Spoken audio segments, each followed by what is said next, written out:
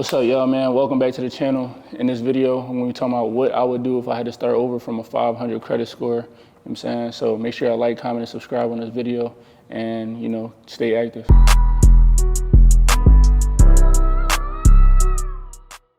Okay, so a lot of y'all be stopping and asking me these crazy questions, but it's actually not a crazy question because this was actually just my reality. So my credit score dropped 300 something points, due to me trying to do my car rental business and it just didn't work out right. Sometimes it happens like that. So because the cars was in my personal name and I didn't take the necessary precautions, didn't have the right contracts in place, didn't have, the right insurances and everything like that, it ended up affecting my credit score and dropping my credit score from like a 780 something to like a 4 something. So in this video, I'm gonna be dropping down the exact step-by-step blueprint on what I would do, what I did do, what I'm currently still doing, to make my credit as strong as possible all over again. So if the blueprint works for me, and I did it once and did it multiple times for myself and, thousands of clients, the blueprint will definitely work for you. So make sure I stay tuned. Click the link in my description if you want to join the Rich for Life University. Inside of there, as a step-by-step DIY hacks, the credit builder guide list, access to discounted trade lines and everything else that you'll need in order to, do everything throughout this whole process. So make sure you take a look at that. It's only $47 a month. So, less than $2 per day to fix your credit and do everything that you need to do to elevate to the next level. So make sure you stay tuned. What I would do if I started over first, before we just jump in, what I would do. Let me tell you how it felt to have horrible credit for a whole year. I couldn't get any cars that I wanted. No matter how much money I came with or, how much money they were trying to get me to put down. But y'all know I don't believe in putting down a lot of money, for cars and anything like that because it's not making me any money. So couldn't do anything with, like my cars, couldn't upgrade my cars when I wanted to. And that was like a super burnout. Also, just being able to use reward points to take flights and get discounted hotels or discounted, trips when it comes to going out the country and everything like that. That was a super burnout, because I was having to use my own money for everything.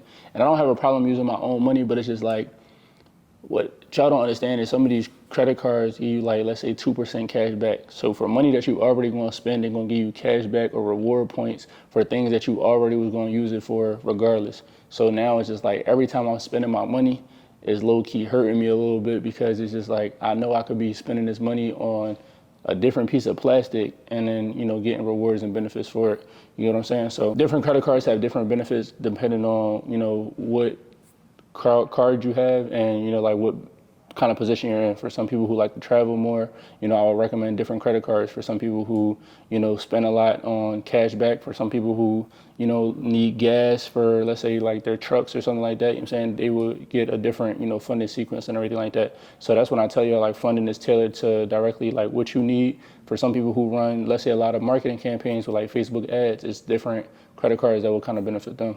So, but yeah, man, that was like super stressful. Using my own credit cards, boom. Another thing, not having credit cards, shit. You might need a rental. You might need, like a certain hotel. You might need something that needs like a solid credit card. So, if you don't have that, then that will prevent you from being able to, get rentals and everything like that. So imagine just being a certain age and you got to still kind of call somebody and ask somebody to get a rental in their name instead of your name and everything like that. When you're younger, it's like, all right, cool. But then after a certain while, it's just like, you need the bare necessities of life, So everybody needs a credit card, for whatever reason. So cool, but okay, so yeah, so when my credit score dropped, the first thing that I did is, I looked up my credit report. So I had to look at everything that was going on to figure out like what was inaccurate, what was, like not my accounts or anything like that, and then just like overlook my entire credit report, make sure that I had one name, one address, there wasn't any previous employer history, So I had to make sure that anything that was negative, check all the account numbers and see what was accurate on each credit bureau. So the one that I recommend y'all using is IdentityIQ. So what you would do is you would sign into IdentityIQ and you would look at, your 3 credit reports, So I would take a piece of paper if I was y'all and I would write down everything that they have, like the account numbers, how it's written, if it's XXX, and then it's like the last four numbers, and then let's say on the next one, it has a full account number. I will write down everything on the 3 different credit bureaus, the accounts, the names, the date it's saying is open and everything like that, and I would do that for all 3. So then I will look and make sure to see what is the same and what are the differences is, the differences between the different, credit reporting companies. Once I saw what was negative, the first thing that y'all could do is do a debt validation. So you can look it up online, a debt validation letter, and you can see, for them to just simply verify that this debt is yours, so look at the original contracts and everything like that, make sure everything is just accurate. Another thing that you can do is maximum possible accuracy. So if you see that things are not reporting the same across all three, then that means that your credit report isn't 100%, accurate. If they're not 100% accurate, then these things can be reported off your credit legally. So I would draft up my letters and everything like that. Let's say if anything is late, you can put, it's like USC code 1666B, it's like a billing error. So, you can like put those together. So I would just put those laws together and I would have ChatGPT make me a letter, a dispute letter, and then each dispute letter. So the thing that you have to pay attention to when you creating your dispute letters, you need to make sure that the negative items that you're putting it shouldn't be one dispute letter for all three, because let's say these two are reporting, let's say ABC company, and then let's say your Experian is not showing ABC company. You don't want to send something to them, the wrong letter to them, and they're like, this isn't even on here. You didn't even, take your time out to really just do your research and make sure that this was actually even on our credit reporting company. So you want to make sure that you're doing it right. That's why I said write it down. And then just, tell them every single mistake. Another thing that I like to put in there is a violation. So, tell them, hey, there's a violation, $1,000 per violation for each incorrect and inaccurate thing that you put on my credit report. So if this isn't removed within, 2 weeks, then, I'm going to seek, then further action. So cool, you want to do that, then you want to print it off, You want to sign it yourself, And then you want to upload your ID, your social security number, a card, a picture of it showing all four corners, and then a proof of address that's on your credit report. This is really important. So you need to make sure that you send all of those documents in, because they need to make sure that someone isn't sending it on your behalf. And then you need to sign it with your thing, like with your actual signature, because you don't want them thinking that this is somebody else doing it on your behalf. So cool, once you do that, you print it off, then you want to put it inside of an envelope, and you do it and put it inside of an envelope, you want to make sure you send it certified. So the reason you send the mail certified is because when you send certified mail, they have to sign that they got it. So you know that someone actually got your letters, right? So from that time, they have 30 days of being able to remove these things off of your credit report, or being able to, verify that these things are accurate. The trick that I like to use is I like to backdate all of my letters 2 weeks. So when they get it, they're thinking about how their time is, almost really cut short. So this is a real quick gem on what you could do. So it's like, okay, cool. And if they have 30 days to be able to, look into this problem, you kind of already cut 2 weeks off because you backdated the letter and it's on paper. So, you just got to work little tricks and stuff like that. Boom, I will do that. I will wait for all of my negative things to fall off. If they, are, let's say, another thing you could do, you could notarize the letter too. That's taking it to the next level too. So you can go somewhere and get the letter notarized, and like a truth of affidavit. Those are things that are, add on to the severity of you trying to get your credit fixed. So you go through those things. They'll send you what is removed, what's not removed. Another thing, a tool that we use is the CFPB. So the CFPB is like the big brother of the three credit bureaus, and if you send basically the letters that you uploaded to the three credit bureaus to the CFPB, then they can remove these things on your behalf, because the company needs to respond to them. So by law, the company has to respond to them. So when you see like these huge lawsuits with companies, suing for $25-30 million because, they were taking an extra 10 cents every time you guys were doing a withdrawal, the CFPB is the people that's responsible for those things. So uploading the things that you sent to the CFPB and just saying, hey, they're not, responding, they're not giving me the results I'm looking for. So you kind of upload all of your things. So that's why you need to save a copy of everything that you do and be able to, keep that for proof and documentation, just in case you might need to be able to sue the company and, catch them on the multiple violations that they did. Boom. So once you kind of going through that process, you might got to send a few dispute letters, you know what I'm saying, depending on how many negative things that you have, but you just got to be consistent.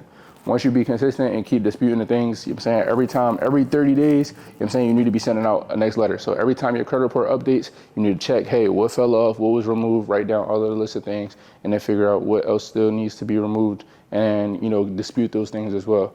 So if you need my exact letters, you know what I'm saying, inside my school community, I'm going to put the letters in there that I use for my clients.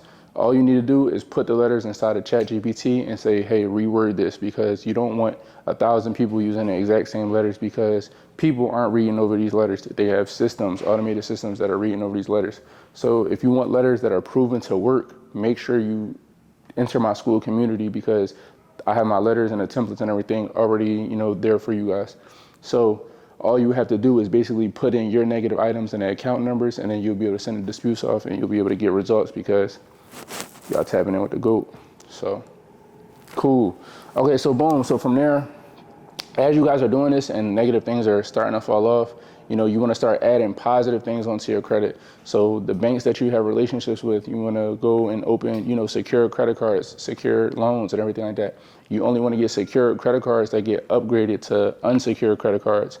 So, you know, discover, and it's a whole list of all of these things inside of my community. So make sure y'all take a test, you know what I'm saying? Like, this video is going to be good, but, you know, y'all might forget something, or it just might be a lot of moving pieces, and it's a lot of different options, you know, that I broke down into a lot further detail. So y'all need to join the community. So, you know, you want to get some credit builder accounts, primary accounts. So what primary accounts are things that are going to be in your name and that are being used for you to pay them on a regular basis, on a month-to-month basis. So these can be a vehicle, you know what I'm saying? A vehicle will help you build your credit, you know, secure loans, secure credit cards, real credit cards, you know, installment loans, just different things like that, different products. Like I said, inside my community, I have a whole list of them. You need to add at least 8 to 10 primary accounts that are actually your accounts. So not trade lines, not authorized user trade lines or anything like that. You know what I'm saying? So boom, once you do that, you get 8 to 10, you know, a different mix of, you know, credit cards, loans, cars, just, you know, different, you know, like a mix, because a credit mix is a major part of your credit score. Then you want to get authorized user trade lines. If you don't have a family member, if you have a family member that has some good credit, or even in the beginning, if you have a family member that has like some decent credit and you just want it to look better as far as like your credit score, then you can tell them to add you as an authorized user. You just tell them, hey, you know, I'm not actually going to use a credit card. You can actually get the credit card mailed to your house, and it'll just add me and give me basically all of the history. You only want to do this with a family member that has low utilization, under 30%, and they make all their payments on time. So if this is someone that isn't responsible, or, you know, this month they might max out their credit score, you don't want your credit piggybacking off of them, because now your score will drop. So make sure y'all are being wise. You know, the people who have credit cards but they're not really using them, and they very, very, you know what I'm saying, like disciplined and responsible. Those are the people. So just tell them. A lot of times they'll, you know, be able to help you. If not, you can offer to pay them. You know what I'm saying? Like, hey, you know, I'll give you $100 to add me as an authorized user for, you know, a few months. And if they already aren't making money off of that credit card and everything like that, they'll be, you know, really grateful. If you have, you know, a girlfriend or a boyfriend and they are responsible, then it's called a significant other. You know what I'm saying? That means signed if I can't. That means one of us need to have good credit. You know what I'm saying? So cool. Make sure that, you know, y'all do that. But if you don't have access to trade lines, you don't have any family members that have good credit, and you're the first one in your family that's going to learn how to get rich for life, then y'all need to join the Rich for Life community, because we have discounted trade lines for all of the best rates, you know, the highest limits, the oldest age, you know, whatever you guys need, we have them inside the community. So you'll be able to add authorized user trade lines. So now you'll have negative items removed, no late payments, low increase. Your credit will be built. You'll have 8 to 10 positive accounts, and then we'll add another 2 to 3 trade lines on there. So now you got 13 accounts. Now it's time to go get, you know, some funding. So if y'all do these things, you know what I'm saying, your credit score will definitely be in the 700s for sure. So that's pretty much it, man. I don't want to waste too much time trying to pillow talk or beat around or anything like that. You know what I'm saying? Like, that's the blueprint. And then it just keeps going deeper and deeper and deeper. It's a few different ways to be able to dispute your credit report. You know what I'm saying? You got just multiple different ways. There is no right or wrong way.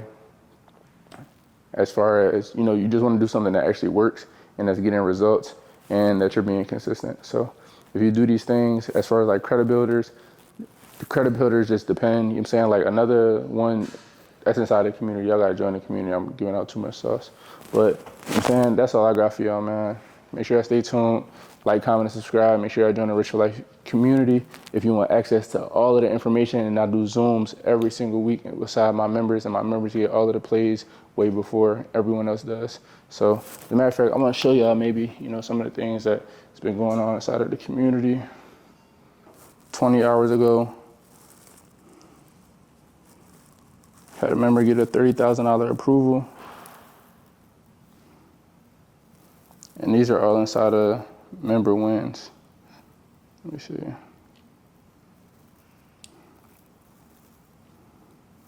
We had student loans removed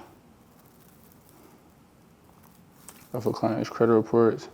We got a community of people that's dropping other plays for the other members. So people are connecting and also having good information.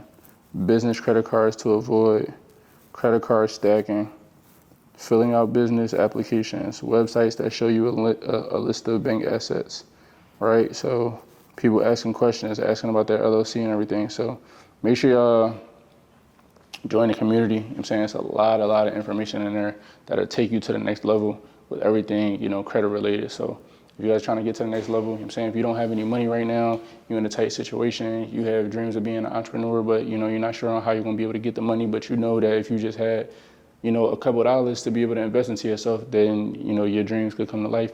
Make sure you invest into yourself, and investing into yourself is your credit, So this year we focused on finances, fitness, fun, just all of the fly shit, man. We just got a lot that we got to do, but, in order to do that, you got to make sure you're investing in yourself. So make sure you invest into your credit. Your credit is for life. I'm saying you need cars, you need houses, you need your credit. So anybody that tells you otherwise, they capping. Anybody who's telling you just money, I don't care how rich they is, if they had the opportunity to be able to leverage somebody else's money to be able to make some more money at a faster rate, they'll do it. Anybody telling you anything else is a lie. So make sure y'all tap in, man, subscribe. Appreciate y'all for watching, man. Show me some love. Brazil. Lost it all, got found with more. I've been up and down before. Focus like a motherfucker. Going at it, stand the course. Forever keeping my cool, ain't got nothing to prove. I really fuck up some money if ain't nothing to do. Yeah, who ain't focused? There's too much more.